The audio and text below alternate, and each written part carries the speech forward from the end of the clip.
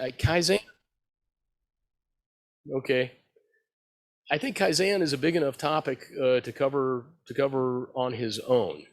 So we will get into that next month. And my references for this research were a fellow named Bodiford, and his book is called Soto Zen in Medieval Japan. And of course, Stephen Hines, Dogen, Japan's original Zen teacher. So I think the kind of the take home is that the transitions, when we see the lineages written out, we kind of make this assumption that the transitions were smooth and orderly, and in reality, they probably were not. And therefore, what we study as lineage may not be entirely 100% historically accurate.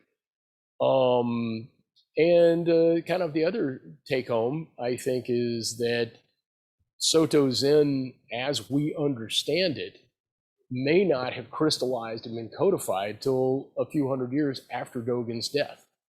So those are kind of, kind of different from the way that we typically look at the history of Soto Zen. So with that, I would like to open the floor for any questions and comments. Just one brief comment for you nitpickers out there. Kazan is the pronunciation, and Ajo. And but when you get into the Chinese side of things, you sort of have to throw up your hands and can't figure out how to pronounce these things at all. And Kazan was a couple of generations after Dogen. I don't remember how many, actually. I don't remember his dates. But he is often considered the mother of Soto Zen in Japan, and Dogen the father. And I think it's partly just Dogen came first, Kazan came later, but Kazan was more known for building temples, and he was more like a popularizer. I did in the series of podcasts last year, I did one on Kazan, which I quote some of his teaching about meditation. You can see his style of even speaking about Zazen was very different from Dogen. And Dogen is sometimes seen as kind of a strict taskmaster, shaking his finger at you and so forth. But when you read into it more fully, you see he had a really sort of ironic sense of humor. And that was what was coming across, I think. Interestingly, and you may have something to say about this, the current podcast is not published yet, but I mentioned in there that it's called Zen Priest and Householder. And it's comparing and contrasting this Western idea of householder practice of Zen, and how does a Zen priest, quote unquote, fit into that picture? And I say it's like a lead balloon, it just doesn't fly. Around, I can't remember the years, in early 2000s, I was in Southwest America, where we had a convocation of all of the disciples of Matsuoka Roshi, and one of the people as the host was wanting us to take a vote on who was going to be the successor. I'd gone through my transmission ceremony with Okamura Roshi, and I said, that's just not how it works in Zen. But in the West, we would, like they drew lots, which is leaving it to chance, kind of. But we would vote. And so that's an interesting contrast to this idea of the lineage with the priest and transmission, which even the churches here don't follow that. The authority comes from, in Zen, it's really from your experience, but it's also, we have this thing called the lineage, which even Christian churches don't have that. No. To the same degree, I mean, it doesn't mean the same thing. Yeah. And, one of the things that I thought was really interesting about this was that, here were these, I mean, this was essentially a Chinese idea. And, that who was going to be the abbot, they were basing it on these totally non-Japanese concepts. But at the same time, one of the big points that they argued was, what exactly is our involvement with government, And, you know, there was no separation of church and state in those days. no, and, you know, I think that that's one of the things that Dogen was trying to implement is like, you know, we are above and beyond this operation of state. You know, we sit zazen, we live in a monastery, and that goes on outside. And that was one of the things that one of the reforms that Gikai tried to bring in, a very, you know, that did not win a lot of points for him, was he said, no, you know, we have this, we live here, we have this role in the local government, and they depend on us, and we depend on them for patronage. And, you know, by Kaizen's time, you know, that's when you started to see, you know, the building of all these temples, because he had the patronage of the samurai class. So, you know, it kind of almost flip-flopped back. And it's kind of interesting, because one of the things I kept thinking about when I was reading this was it kind of reminded me a bit of Mahakapasha and Ananda, that they were such different people with such a different approach, that without both of them, you know, without both of them, Buddhism may not have survived the death of the Buddha. And it's kind of a similar situation here. You've got these four different characters with different degrees of the Chinese concepts versus the traditional Japanese concepts. And without some kind of mix, Soto may not have survived the death of Dogen. Right, and with different skill sets. With different skill sets, yeah. I don't know if you talked about this when you were in the China period, but early on, I don't know if it was the same Emperor Wu that Bodhidharma met, but there was an emperor who was insisting that the Zen priest bow down to him, kowtow, we would call it, but he refused. And so that same issue was there. It was like, we're not part of this governmental system. We are something separate and apart. In Christianity, say we report to a higher authority. Yeah. Yeah, so I think that that's kind of, you know, probably every religious order and every government, you know, wrestle with that concept. You know, all governments want to be churches, and all churches want to be governments. You know, but one of the things that's kind of interesting that happened under Kaizen, and we'll talk about this next month, is the way that Soto was able to proliferate was to kind of adopt the already existing Tendai infrastructure, adopt the, essentially just move into the temples that were already there and take on the roles in rural villages, which led, Soto Zen known as farmer Zen, because it spread throughout rural Japan, not throughout the big cities. Another piece of that, and then I want to start getting some questions from online and folks here. In the precepts history, they would give the precepts to whole villages and new precepts, and so that village would then become loyal to that temple. Yeah. So that was another aspect of it.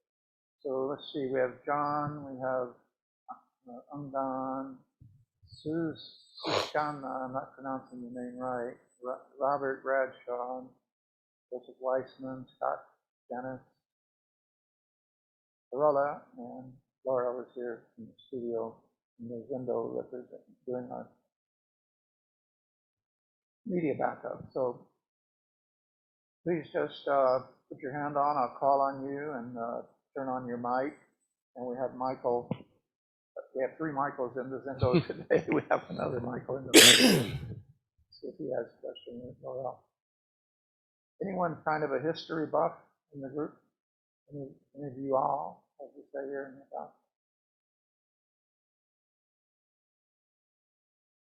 I once read the Dumoulin Histories, which is a good way of throwing some cold water on your mythology. Anyone? Okay, how about in the Zendo? Michael, something? Question?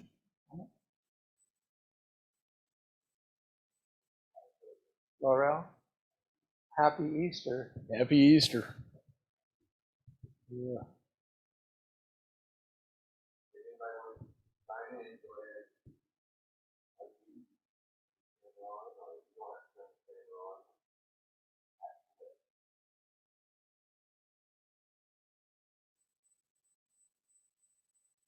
Happy So let me Easter. ask you a question.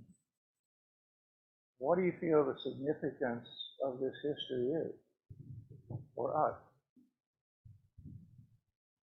Or not? Because it's totally insignificant.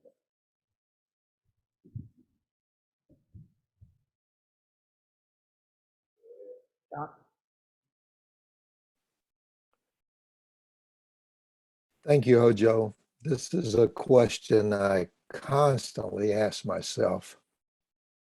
Why do we look at these historical facts, these historical figures? And when you ask the question, the best answer that came up for me is that it could potentially shock me or us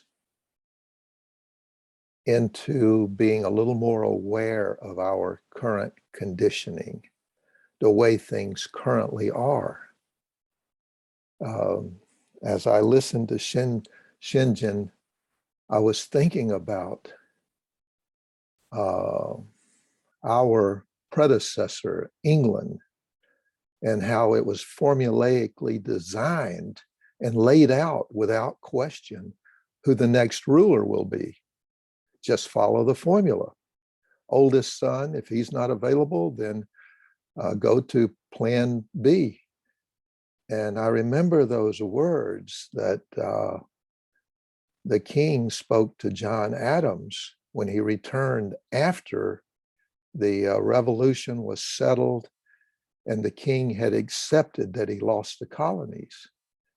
And he just leaned forward and said, I wish you the best. But God only knows how I just can't imagine how you will govern yourselves without a king. I've been watching us self-govern ever since. And I think he had a point there. The Catholic Church, am I right when I say they, at the appropriate time, the priests come together and they actually vote on who'll rule the Catholic Church? And then they burn the votes and you get a puff of smoke outside and you know they made a decision. Have I got that right? Wow. It's all over the place. Anyone from the church, Catholic Church here? All right. That's correct.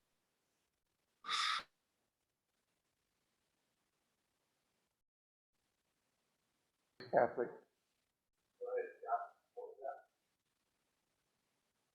I was just saying, John is correct. That's how it works. So just to finish, here in America, there's the blessing and the curse that anyone, I smile when I say curse. This is a personal experience that I've had over the last few years. It's the blessing and the curse is that a poor, typically white male, but a poor white male with no title, no standing, through maybe hard work, a little bit of luck, and intelligence, can become the king or the president of America, something that is so radically different from most of the other parts of the world. I smile when I say that, because today it does feel a little bit more like a blessing and a curse. No preparation needed. Just step forward and announce your candidacy. Thank you. So the fundamental question, what does this have to do with Zen? And I don't mean just what John said, but I mean our practice of Zen. Well, I would say what it has to do with our practice of Zen is when we read the histories of these people, they're essentially going through the same things that we go through. They're essentially having to contend with the same problems we do. You know, people have egos, people have skill sets, people have problems, and you know, we've seen that here. We've seen, you know, people kind of run off the rails and leave and take a big chunk of the Sangha with them and all sorts of strange things. And that's nothing new in the history of Zen. And I think that in some of these cases, we can even kind of surmise that some of these guys, even if they were part of the lineage, might have been a little bit off the mark. I mean, if they were going to act the way they acted, you know, were they really embodying the true teachings of the Buddha, or even the true teachings of Bodhidharma and Dogen?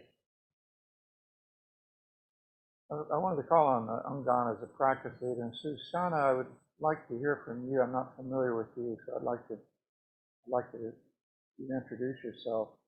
But as a practice leader, Ungan, Carola is one of our practice leaders here. She's a sewing teacher.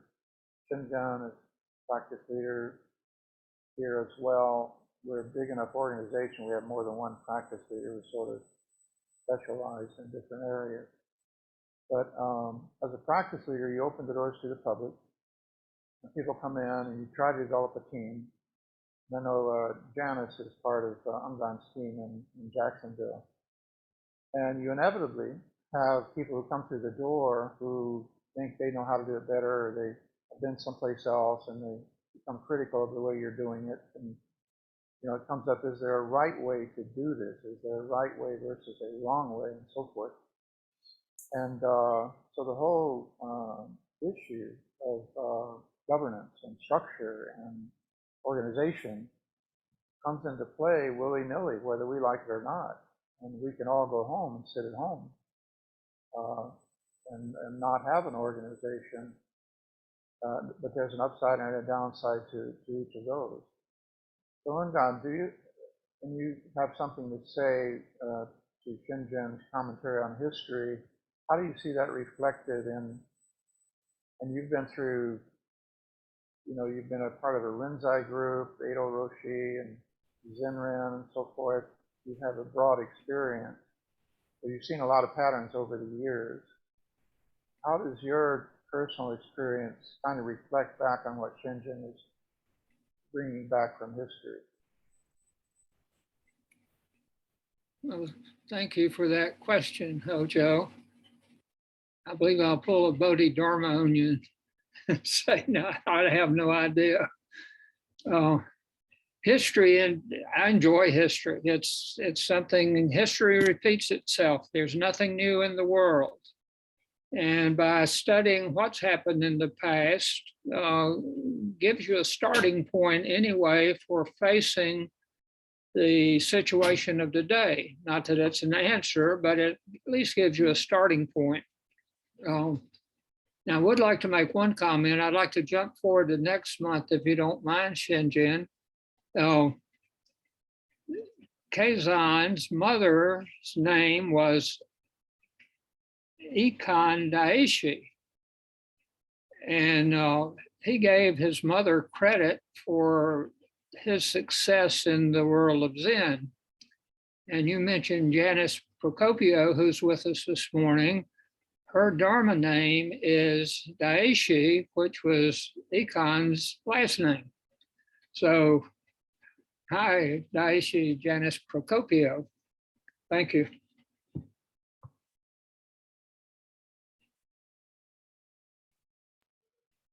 Janice, we'll give you a chance to respond, but let's see if Shinjan has a comeback for Ungan.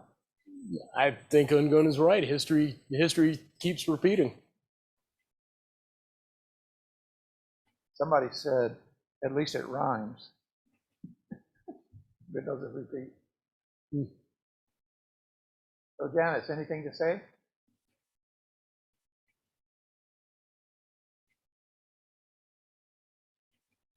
Don't make me call you out.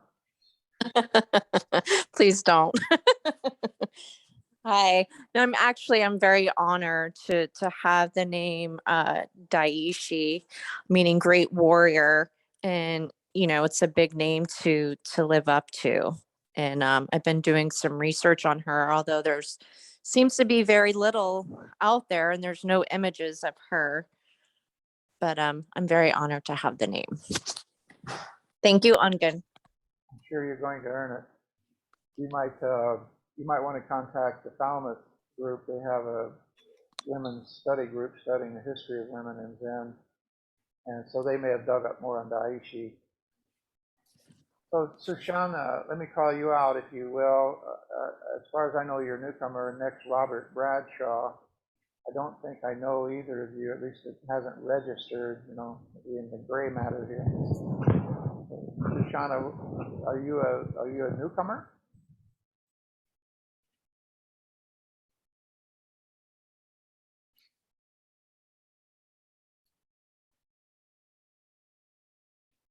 To unmute yourself. You have a microphone symbol there.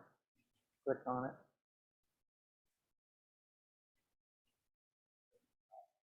Let's stop. Okay.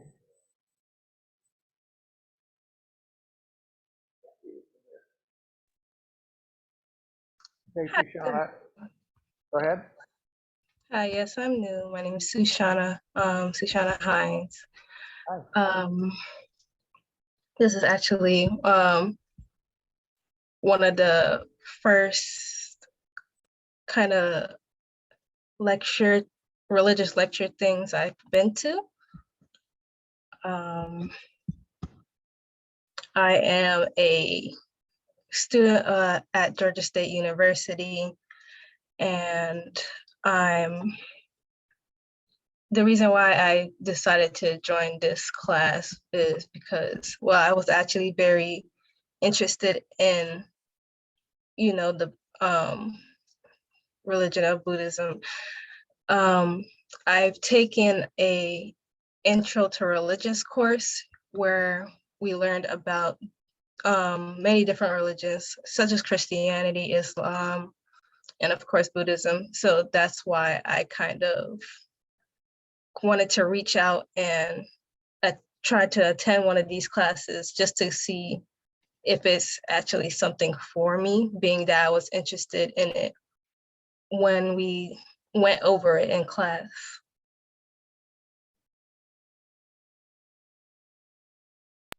This particular week, the third week, we feature a look at the history of Zen. Shinjin is a scholarly kind of guy and student of history.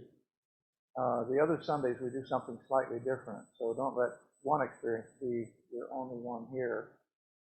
And then you're at UGA in Athens, you said? No, GSU in Atlanta. Georgia And State. So yeah, Georgia State. Georgia State. Carola Butler, who's on today, is retired from Georgia State. She ran the Muon lab there in physics. Her background is physics, so I think her interest in Zen may be a little colored by that. I don't want to get her started, but so do you have a question for Shinjin about the history that he's related? No questions as of yet. I've really just been listening and just soaking in the information. Website, we do have sitting, as long as you have your shots and you follow CDC guidelines, you can come and join us. I'm sorry, say that again. Say it again? I was saying, could you say that again, please? I'm sorry. Yeah, I said check out our website for a schedule. As long as you have your shots and you follow CDC guidelines, you can join us here on Sunday morning for meditation. That's the heart of the practice for us. Not so much in the words as in the actual meditation process. Right. Yes, that's why I did look at the schedule, and I was also going to come to the future meditation classes that's happening this week. Yeah. Okay. And we do meditation online as well, so you can get some of the basic instructions. If you have my email address, you can send me a note, and I will send you the link to those free downloadable instructions and things of that nature. Okay, thank you. Thank you, Susanna. And Robert, how about you? Robert Bradford, do I know you? Are you relatively newbie? I've shown up a few times. Can you hear me? Oh. Let's see. Hopefully. You're a little soft. Oh, sorry. Yeah, I don't know how to control my own volume. Sorry. That's good. Oh, there it is. Input. No. Okay. Well, it's at max. I've popped in a few times. Big follower of Alan Watts, and I like to study philosophy a lot. I find myself kind of interested by a lot of Zen and a lot of the Zen practices, and also really very into the metaphysics. I like non-duality. Are you in the Atlanta area? Yes, sir. Well, welcome, Robert. Do you have a comment or question for Shinjun to respond to about the history he related today? I was a little curious. It was said that some of the people following the Tendai practice de-emphasized Zazen. What did they emphasize in its place? From what I gather, they emphasized the priesthood being involved in rituals, Okay. and that there wasn't that much for the laity to actually do other than participate in rituals. Okay, I understand. Okay, Yeah. that was my question. The one difference in Zen in America is we're all do-it-yourselfers, and so the thrust of Zen here has gone in the direction of teaching the method of meditation more than anything else, at least for Soto Zen. But we also feature Dharma studies and this type of conversation and dialogue.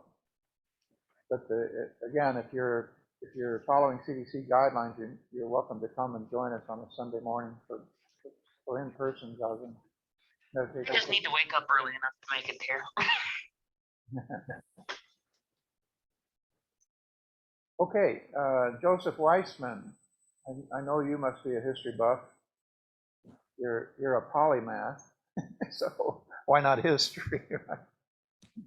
Yeah, it's funny. I'm not sure I've got like a specific question necessarily that's coming up. I mean, I'm definitely struck by the, this sort of crisis in Zen about, who will receive the marrow, and I'm imagining it almost like a Jeopardy or something. But I get it was probably much, less exciting and fun for those involved. But I mean, I just think it's very kind of inspiring, just like how important this question of lineage and legacy is taken. And, it's like you've got this list going back. I don't know, like in Buddha refers, Siddhartha Gautama Shakyamuni talks about ancient teachers whose lessons he himself is repeating. So it's like the lineage doesn't, it's a beginningless series. There's no real, I don't know. Obviously it's Buddha is the source of all this stuff, but anyway, I don't know. That's just sort of my thought, was that there's this mundane thing about, well, who is your teacher? Who can you point to? But then that series of people pointing goes back, I don't know. There's no real foundation to it. It does come back to what is your experience, And Buddha pointed to prehistoric Buddhas that he practiced with. So Shinjun, is it like a Jeopardy game? I think it could be, and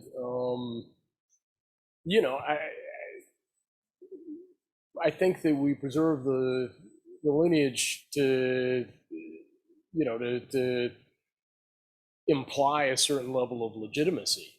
That we can say that these are the true teachings because they've been passed from teacher to student for the last 2,500 years, and the lineage is unbroken.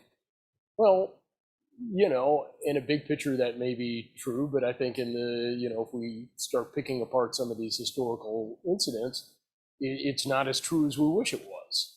And it's a lot more messier than when we see the lineage written out and, when you receive the transmission and you are, the 90th or 91st ancestor, in our case, that seems really clean and cut and dry. And reality history may be a little bit messier than that. And I think that's one of the things that makes it so interesting. And I think that they can, imbue that lineage with the philosophy that they want to illustrate at that time. What's his name? His name just flew out of my head. Platform Sutra. Huineng. The Southern school wanted to emphasize that that enlightenment could happen instantaneously without a lot of training. And so they tell the story of Huineng to illustrate that point. And had the Northern school won out on that debate, we may not even know who Huineng was. So I think that that's some of the things that are happening. I think that there is a little bit of a political edge to some of this. And I think that the period that we talked about today, we had four different guys, each very different personalities, each with a different skill set of how they would have been an abbot. And it turns out that Gikai was the winner and transmitted to Kazan, and that's the version of history we've got. So that's the version of the philosophical importance. Not so Chinese is what Dogen taught, but more involvement with the Japanese government and the shogunates. And receiving their patronage. So I think, the winners are going to get to tell the story and put their philosophy and their viewpoints into it. Interesting that you bring up Jeopardy, because one of my pet peeves, I think, in the West, we consider intelligence this ability to regurgitate facts. And of course, some of the questions on Jeopardy go into more conceptual kind of realms. But the Zenas always held, and I don't know, I can't remember anything directly from Buddha's discourses, but in China they certainly made the point, and Dogen repeats it, that this has nothing to do with intelligence. And Huineng is the standout example of that. Not that he wasn't intelligent, but he was illiterate. By illiteracy, they may simply mean that he couldn't read Chinese, the court, Chinese. So I can't read Latin either, so I might be considered illiterate in certain parts of the world at certain times in the world. But he certainly was not a scholar. And there's always been a kind of tension between the scholar side and the practitioner side, to throw another wrench into the works of deciding who is the legitimate heir, the legitimate fifth patriarch, for instance. So because it has nothing to do with something you can measure, you can't take a test, you can't pass a test or win the Jeopardy, double Jeopardy or whatever it is, final Jeopardy, by answering the question correctly. It's not that simple. And so I think of necessity almost, the transmission would be checkered at best.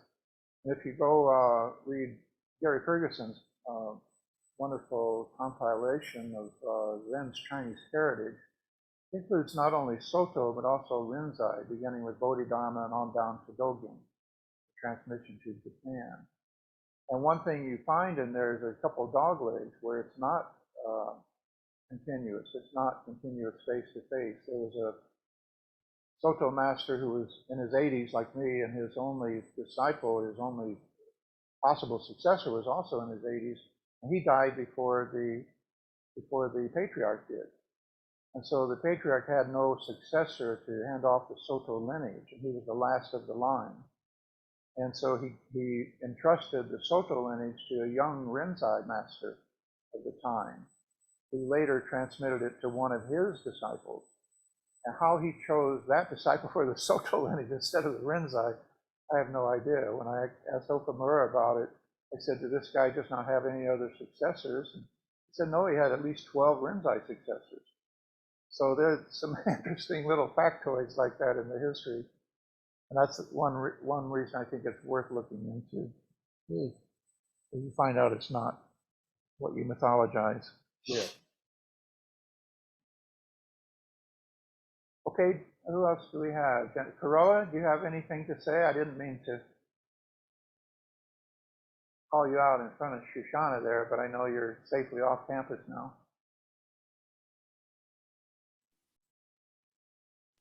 What about the history of the women? I finally found the unmute button. You're a physicist. You know it's not really there. Right. So one of the things that has crossed my mind listening to the stories is that we've established that Buddhism is practiced by human beings who organize in different ways. And I've been in a lot of different groups, so academia, kennel clubs, Zen groups, and organization kind of follows the same lines. We all kind of do this the same way with different slants. Some are more authoritarian, some are more democratic, but we can't say Zen has been run this way or that way, because we've seen examples of all of these throughout history. And so we can't say there's one algorithm for transmission, because we have dog legs, we have people that come out of nowhere, we have Huineng who did answer the final Jeopardy question. So it's a fascinating study. And I think every generation has to choose its mode of transmission within certain practices. Thank you for that. And as a dog club, Saluki show dog raiser, you also, I'm sure, understand the dogs practice Buddhism. Oh yeah, and they have different ways of establishing succession and dominance as well. There's not just one method. So I think that's just the way animals work, and we are animals. One thing was Steve Carr coming, he's an evolutionary biologist, and we've had some very interesting discussions around animal behavior. And I know that Shenzhen is quite scientific in that regard as well. So is there any parallel you could draw between what you see as the humanistic efforts to organize and transmit this practice with those that are found in nature? Well, my specialty is entomology, and obviously the most organized of the insects are social insects, bees and ants, and I think that a lot of people believe that the queen is in charge, that she's directing the workers, and actually it's the complete opposite. If she puts laying eggs, they'll kill her. They'll kill her and make another queen. So she's working for them. They're not working for her. That's comforting to know. So maybe being an abbot's a little bit the same. The abbot's working for the Sangha, not the other way around. And they will kill you. They will kill you. Same as the president. Yeah. I think, yeah. So let's give Zammai one more chance.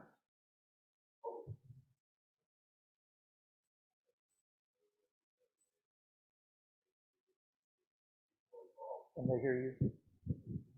Can you hear him? Here we go. I'm going to pass this one.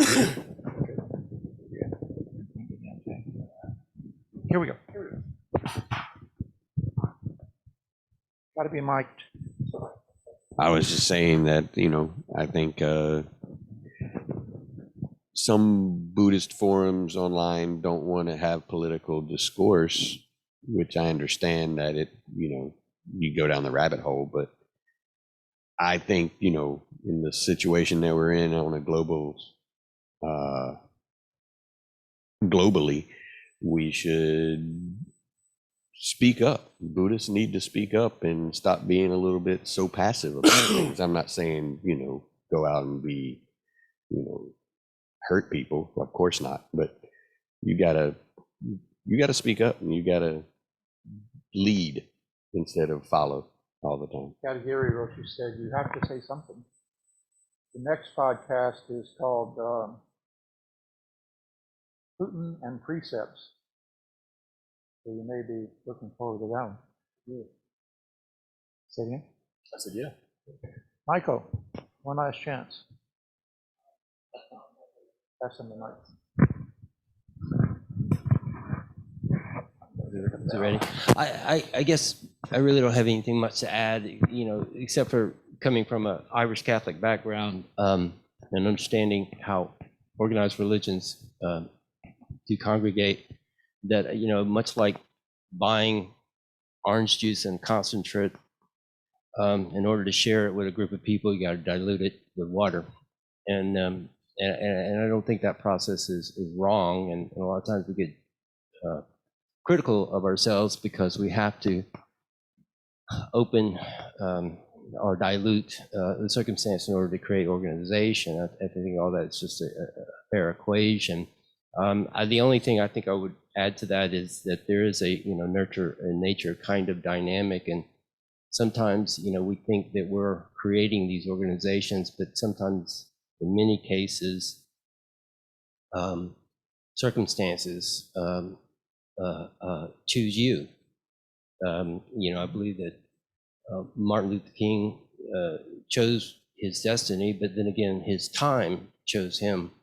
And Mahatma Gandhi the same, and many other circumstances that sometimes just, maybe it's a news thread, maybe it's just circumstance, maybe it's the talent that you happen to have at that moment when the talent is required, creates a situation where it actually chooses you. And you become a part of the process. And I guess that's all I wanted to add. So Shinjin, would that principle apply to the final resolution of Dogen's Sangha, where the guy ended up finally pulling it all together? Was just, chosen by the times or Yeah, I conditions? that's a really great question. I think, obviously Japan and China were very different kinds of places, and Buddhism was going to function very differently in both of them.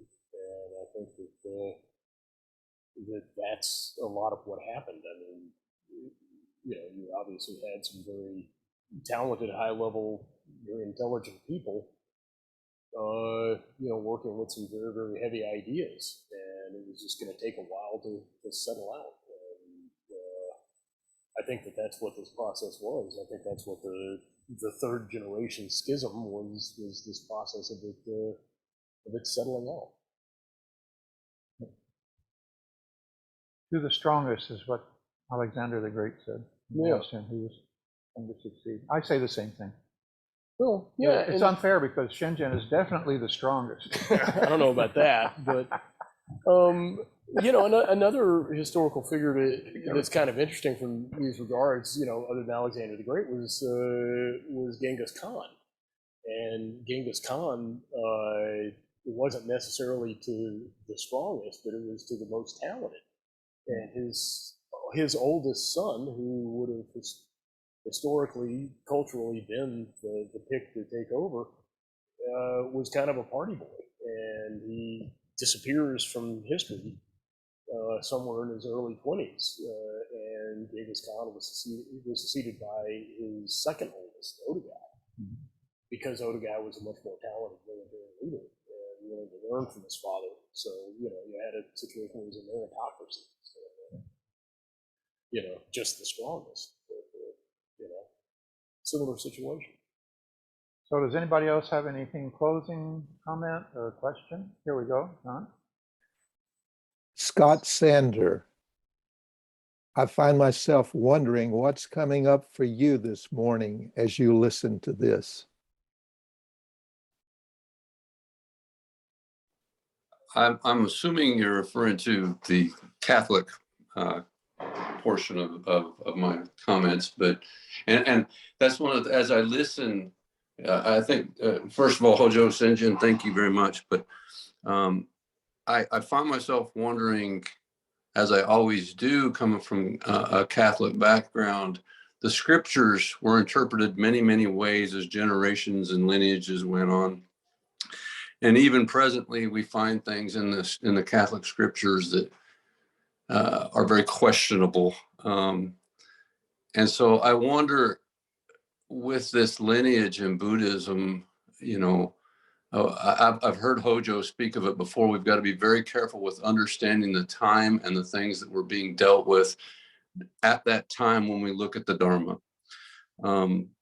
Because the interpretations may have been influenced. I think we touched on that here today by that. And what was the original intent? Did they really get the original intent of Dogen as they wrote down his teachings, as they taught his teachings? Because to me, my understanding is that's what Dogen was looking for in the first place. To make Buddhism as simple and as honest and as true and as clean as we possibly can. So, and I think with the scriptures, what I've seen, and one of the reasons that I've kind of veered away from Christianity is because of that, because it,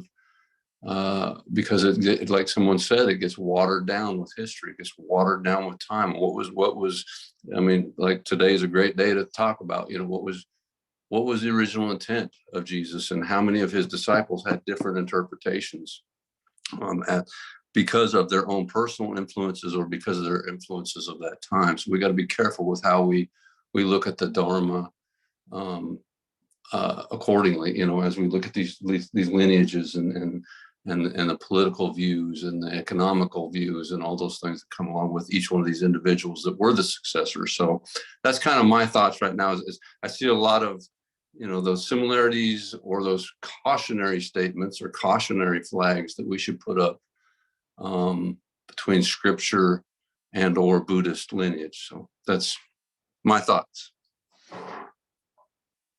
Very good. Anything to say on that? No, I think that's you make some really good points, and I think, but one thing we can always go back to with Dogen is he kept placing the importance on sitting, and that was his main thing, and so that's kind of difficult to misconstrue or politicize itself. But I like where you were headed with that. And I think Carola had her hand up first. Adrian, did you have your hand up? Yeah, I did. Paul, and who's really the founder of Christianity, talked about the milk for newcomers and the meat for the more initiated. And most of his writings are about the milk, and I'm not sure the meat ever got transmitted. When you read Dogen, much of what Dogen says is very similar to what the Buddha said. And we don't have a secret doctrine. We have the Four Noble Truths, and everybody is free to go back to that. And because of that, I think we have this plethora of interpretations, this plethora of practices, and we have no right to criticize each other's practices because they all go back to the same source. And my train of thought just suddenly derailed. But we do have those Four Noble Truths, and we have the sitting, and everything else is really kind of superfluous in many ways. And this is one of the things that Dogen emphasized. And I know he comes across as kind of mean and pushy, but I think this comes from his great compassion of wanting everybody to get enlightened and to get on with it. And that in and of itself makes Soto sometimes seem a little harsher or a little meaner. But but not as mean as the Rinzaites.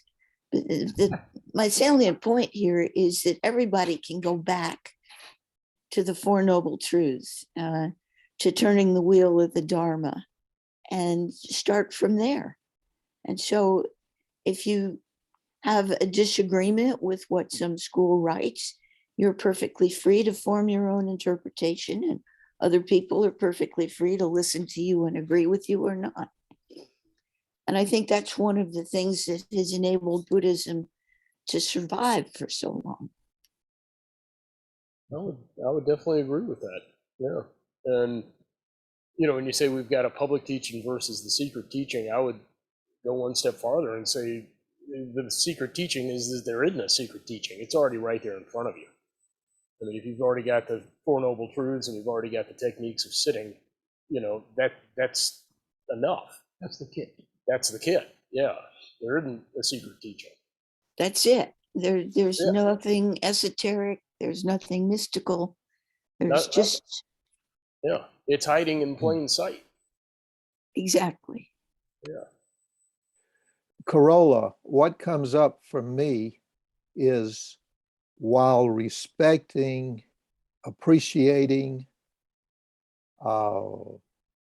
personal ways of practicing and different kinds of conceptual ways of connecting with each of our spiritual paths, each of our paths in Buddhism, Carola, is there a place in there, in your mind, for somehow expressing oppositional, contradicting negations of other approaches?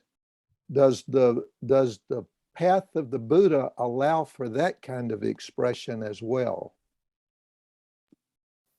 Well, I hope so, because I do it all the time. I'm the contrarian of the Sangha. Certainly I have no problem criticizing the Buddhists of Myanmar, for example. I have no problem disagreeing with somebody, and in most cases respectfully.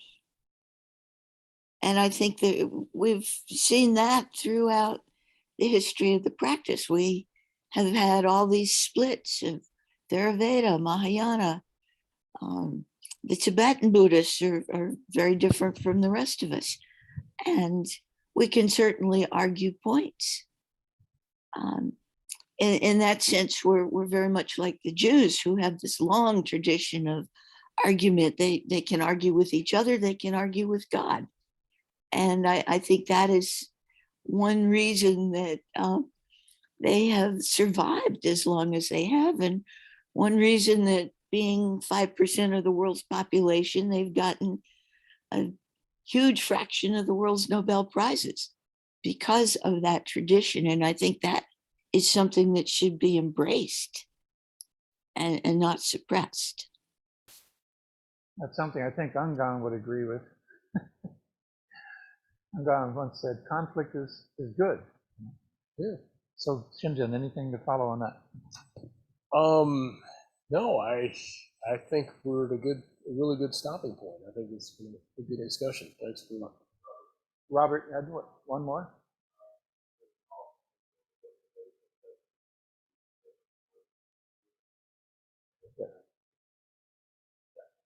To that, I would say maybe. I don't know. Some paths may be less efficient than others. Some paths may accidentally lead to different destinations that do not relieve suffering from sentient beings. We still be patient and respectful when we criticize other paths. I agree with that. Yeah. We've had several spin-offs. One of the things I touch on in the podcast is we've had splinter groups form. I was here. I feel like the Johnny Appleseed of Zen sometimes. Yeah. I'm spewing all of these spin-offs. And they differ in the way they approach things, but as far as I'm concerned, it's all good. It's all good. It's all good. So one thing I would suggest for future that you might consider, Shinjin, is weaving the notion of karma into it in some non-mystical sense. we have, there's an arcane Zen principle that the leaders of the country, who are one group of the four benefactors that we praise in our meal chant, or we thank or pay obeisance to at least, include the leaders of the country. And this old arcane theory is that the reason that Donald Trump would be the president of a country, or, you know, Mao or anybody else around the world, is, according to this Buddhist theory, merit accumulated in past lifetimes. Now, that does not necessarily know that they know that. So, but the only thing we can hold them to is the precepts, and that's sort of the basis of Precepts and Putin podcast that's upcoming. Okay. So let's close with the four great vows. We do them 3 times.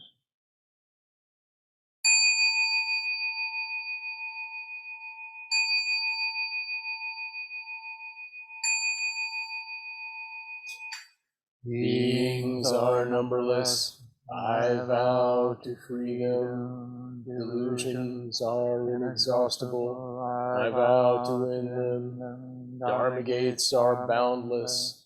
I vow to enter them. The Buddha way is unsurpassable. I vow to realize it. Beings are numberless. I vow to free them. Delusions are inexhaustible. I vow to end them. Dharma gates are boundless. I vow to enter them. The Buddha way is unsurpassable. I vow to realize it. Beings are numberless. I vow to free them. Illusions are inexhaustible. I vow to end them. Dharma gates are boundless. I vow to enter them. The Buddha way is unsurpassable. I vow to realize it. Thank you, and Thank thank you. you for all of your support. Keep helping us out. We're doing our best. Bradshaw.